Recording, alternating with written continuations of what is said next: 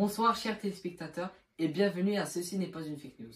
Ce soir, nous avons le plaisir de vous annoncer qu'après 50 ans d'emprise des minerais québécois, les États-Unis et Donald Trump ont enfin décidé de signer un traité pour rendre les minerais à la province. Cette nouvelle semble rassurer tout le monde, après que les récentes discussions entre les dirigeants ont cette fois-ci abouti. Nous avons donc décidé, suite à cette émission spéciale, de vous démontrer un documentaire qui avait été tourné les 50 dernières années, qui démontre comment les gens envisageaient leur vie sans les minerais québécois, en prenant la nouvelle que les États-Unis prendraient ceci. On va essayer de trouver quelqu'un pour lui poser des questions par rapport à la nouvelle d'aujourd'hui. Venez avec moi.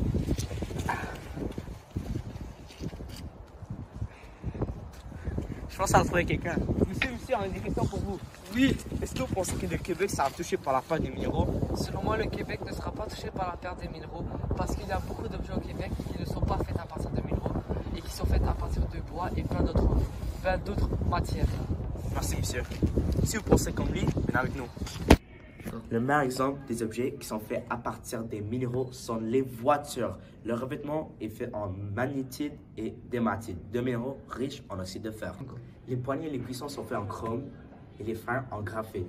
Un autre exemple, c'est la plomberie. Avant, les tuyaux étaient faits en plomb, mais aujourd'hui, ils sont faits en cuivre. Un bon exemple d'un objet qui est fait à partir des minéraux qui est moins connu, comme le tube de dentifrice qui est fait en bauxite, qui est ensuite transformé en aluminium. Un autre exemple des objets faits à partir des minéraux sont les ampoules.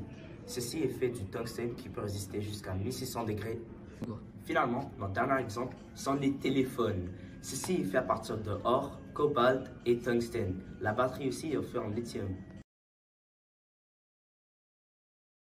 Vous, en étant PDG d'une grande compagnie minière, que pensez-vous que seront les conséquences de la perte soudaine des minéraux?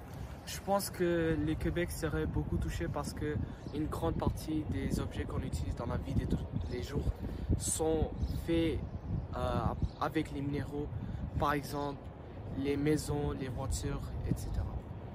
Merci pour votre information. Merci d'avoir écouté ce documentaire. C'était Marc Aubert de Ceci n'est pas une fake news. En espérant que cette guerre finisse bientôt. Nous vous laissons, chers téléspectateurs, sur cette note joyeuse et espérons une bonne soirée. Merci de votre confiance.